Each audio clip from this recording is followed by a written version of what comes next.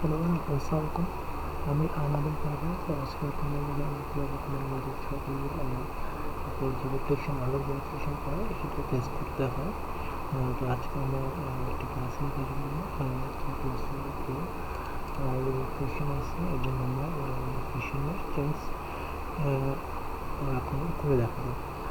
তো এই ক্লাসে দেখতে পাচ্ছেন রিফ্লেকশন আছে এবং চেষ্টা করবো যে ক্লাসের কিছু কালো যে ফর্মেটটা আছে বা কোনো যাওয়ার অংশটুকু আছে সেটাকে ডিসক্রাইব করবে অংশটার প্যাটার্নে ব্যবহার না করে আমরা শুধু রিফ্লেকশনটা চেঞ্জ করবো। তো কোন জায়গাটা কীভাবে করা যায় এটা আমরা এটাকে ফটোশপ ওপেন করবো।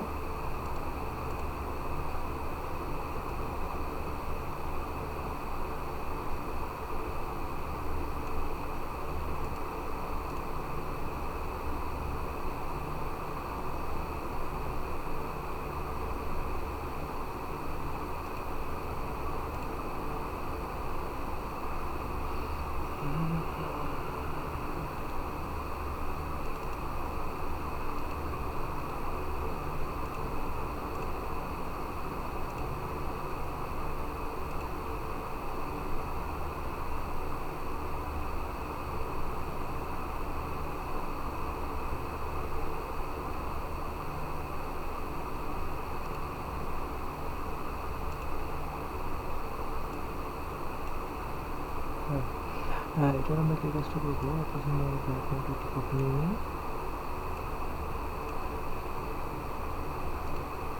এবার আমরা পাথ নেব পেন্টিলের মাধ্যমে। আমি আপনি কাজের কাজের জন্য একটি পাথ নিয়ে নিয়েছি।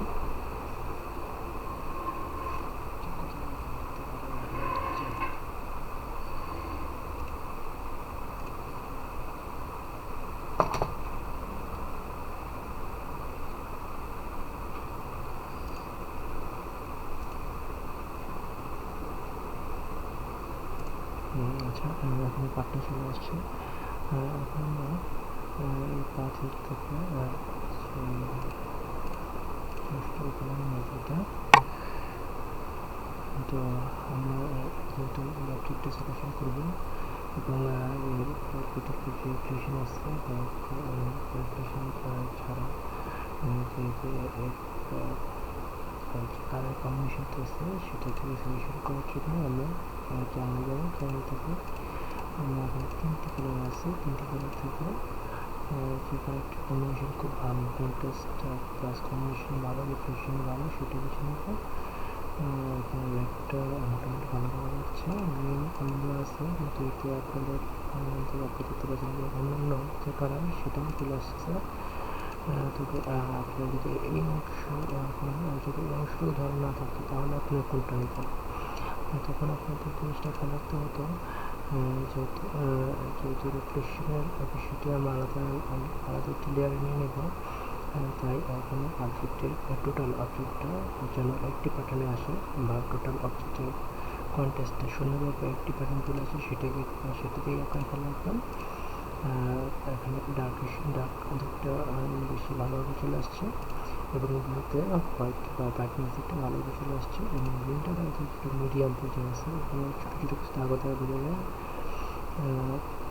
তো সেক্ষেত্রে আমরা রেডটা নেব, রেডটা কপি নিই। আচ্ছা, এবার এটাকে আমরা লেবেল করবো। আচ্ছা, লেবেল করে একটু ব্রাইটনেসটা লেবেল করে ব্রাইটনেস একটু বাড়িয়ে দিলাম।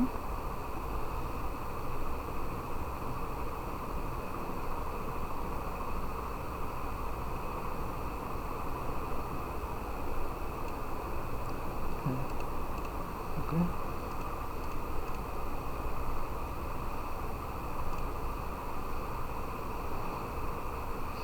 ব্রাইটনেসটা বাড়া যাওয়ার পর আমরা যে কাজটা করবো সেটা হলো আমরা এর সিলেকশন অংশটাকে সিলেকশন করে নেব। কীভাবে কন্ট্রোল চেপে মাউসের লেফট বাটন ক্লিক করবো ইমেজের উপর। তারপরে সিলেকশন পর্যায়ে চলে গেছে। এখন আমি লেয়ারে যেয়ে এটা এই লেয়ার 1-এর উপর এটা মাস্কিং করে ফেলবো। চলে আসছে। তো দেখা যাচ্ছে পেছন ট্রান্সপারেন্টের জন্য একটা অংশ বোঝা যাচ্ছে না। আমি সেক্ষেত্রে কাজের সুবিধার জন্য একটি হোয়াইট প্যাটার্ন কালার করে নিয়ে নিলাম। এখন আপনি দেখতে পাচ্ছেন যে এখানে আমি যে ব্ল্যাক যে অবজেক্টের কথা আপনাকে বলছিলাম সেটা চলে আসা হয়েছিল, কিন্তু সেটা আসে নাই। এখন সেই অংশটাকে চলে নিয়ে আসার জন্য আমরা কী করবো, আমরা উপরে কন্ট্রোল-I প্রেস করবো। তাহলে আপনি দেখতে পাচ্ছেন যে এটা চলে আসছে। আসলে কন্ট্রোল-I প্রেস করার কারণটা কি? কারণ কন্ট্রোল-I প্রেস করলে আমরা যেটা জানি যে সিলেক্ট ইনভার্স হয়। যেহেতু আমরা যে চ্যানেল অংশটা নিয়ে আসছিলাম, চ্যানেল অংশ বা অংশ মোটামুটি ভালোভাবে চলে আসছে। এখন আমাদের জিনিসটা খেয়াল রাখতে হতো যে আমার কোন অংশটা আমার লেয়ার মাস্কে দেখা যাচ্ছে। যেহেতু লেয়ার মাস্কে দেখা যায় না, আমার ব্ল্যাক বা কালো অংশটা দেখা যায় না, সেই জন্য আমরা ইনভার্স করে নিলাম। তো এখন আমার যেটা হওয়ার কথা ছিল যে আমি আমার যে ক্লাসের যে অংশটা কালো অংশটা সেটা চলে আসছে, এবং এর সাথে সাথে একটু দেখতে পাচ্ছেন যে লিপস্টিকের কালার চলে আসছে। ভালো, সমস্যা নেই। তো লিপস্টিকের কালার করার জন্য আমরা এই যে ফরগ্রাউন্ড এবং ব্যাকগ্রাউন্ড হোয়াইট অ্যান্ড ব্ল্যাক, যেহেতু মাস্কিং সবসময় হোয়াইট এবং ব্ল্যাক নিয়ে কাজ করে। আমি যদি ব্ল্যাক ইউজ করি তাহলে ব্ল্যাক অংশ আমাকে ইনভিজিবল দেখাবে এবং হোয়াইট অংশ আমাকে ভিজিবল দেখাবে। তাই আমি ব্রাশের মাধ্যমে অতি সহজে ব্রাশ সিলেক্ট করে আমি যদি এটাকে ব্ল্যাক মানে ইনভিজিবল অবস্থা রাখতে, আমার অবশ্যই মাঝখানে উপরে সিলেকশন রেখে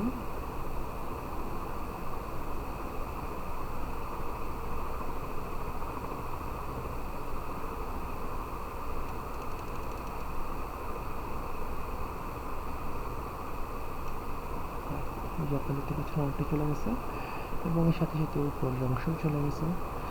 সেটা ঠিক করার জন্য আমরা সাইজটা কমিয়ে নিয়ে আমি যদি কিবোর্ডে এক্সপ্রেস করি তাহলে আমার ফরগ্রাউন্ড এবং ব্যাকগ্রাউন্ডের যে কালার সেটা চেঞ্জ হয়ে যাবে।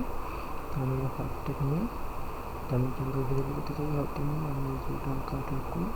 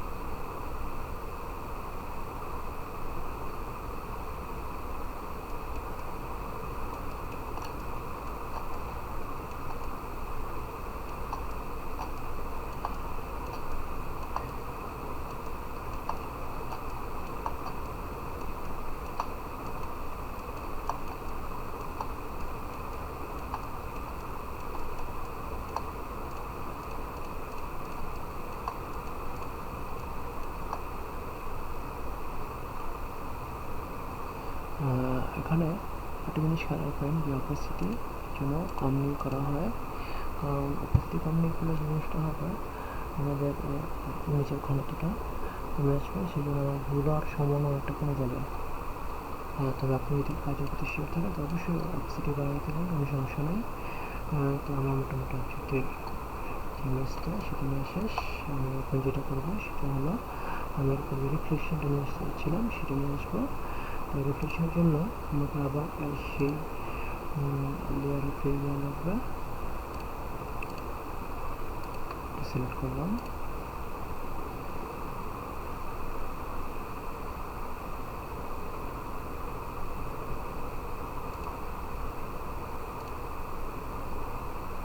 সিলেক্ট করার পর লেবেলিং করব। লেবেলিং করে আমরা দেখব যে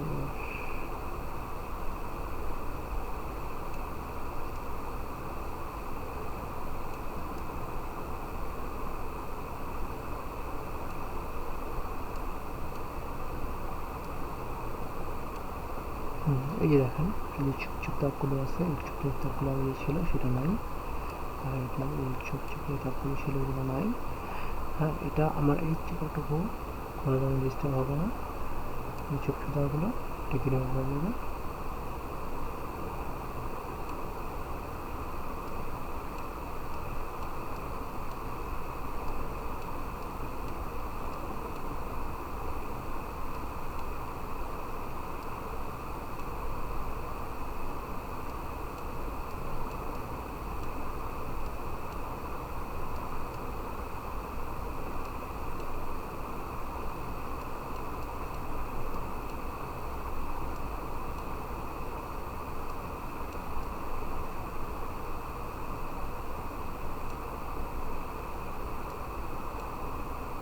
হ্যাঁ, চলে আসছে, ওকে দিলাম, বেরো গেলাম। এখন আমি রিফ্লেকশন নেব। রিফ্লেকশনের বেলায় আমরা জিনিসটা খেয়াল রাখতে জিনিস নেব, সেটা হলো কি এটা কালার রিফ্লেকশন। ধরা যাক আমি অন্য কালার, এই কালার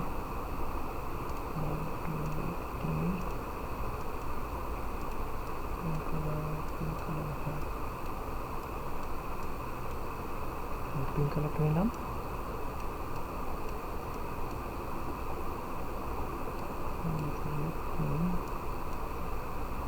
আচ্ছা, রেড কালারটা নিলাম। হ্যাঁ, তো সলিড কালার হিসেবে আমরা যদি কোনো কালারকে নেই সেটা এইভাবেই আসে।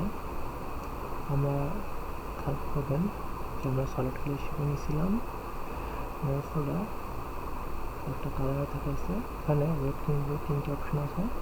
এখন যদি বাইরে যদি আপনাদের বলে যে আমাকে আইরেডের কালার এত মেজারমেন্টে, গ্রিনের কালার এত মেজারমেন্ট, ব্লু এত মেজারমেন্ট, মানে বিভিন্ন টাইপ অফ মেজারমেন্ট আপনি দেবেন, তখন আপনি এখানে সেই মেজারমেন্ট অংশ অনুযায়ী টাইপ করে ওকে করে আপনার কালারটা বসে নিতে পারবেন। তো আমি এখানে কিন্তু র্যান্ডমলি দেখাচ্ছি, ফোকাস করে। তো এটা চলে আসছে, এটা চলে আসছে, কোনো সমস্যা নেই, আপনার কোনো কারণ নেই। এখন যেটা করবেন, কন্ট্রোল কিবোর্ডে কন্ট্রোল যদি আই প্রেস করেন বা মাউস নিচের উপর রেখে কিবোর্ডে কন্ট্রোল আই,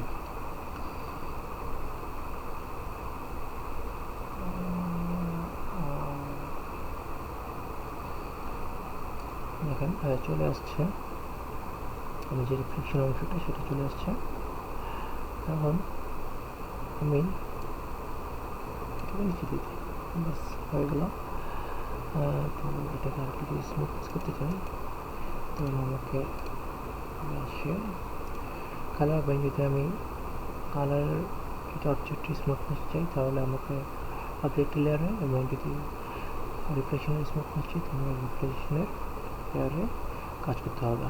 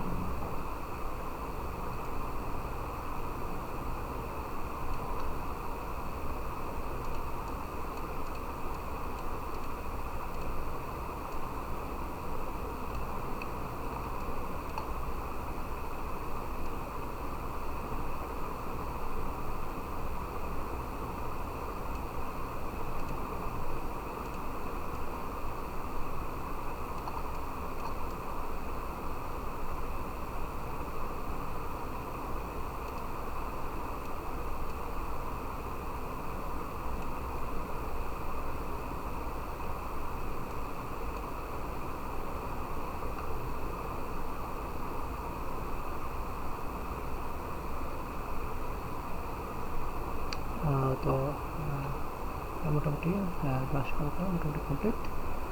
আমি ঠিক সেম কাজটি করছি, যে কাজটি করি সেটা হলো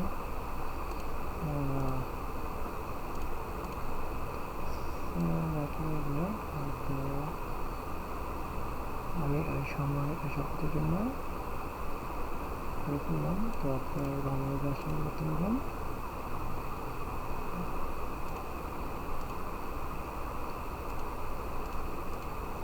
আপনারা দেখতে পাচ্ছেন যে কাজটি ঠিক কীভাবে করা,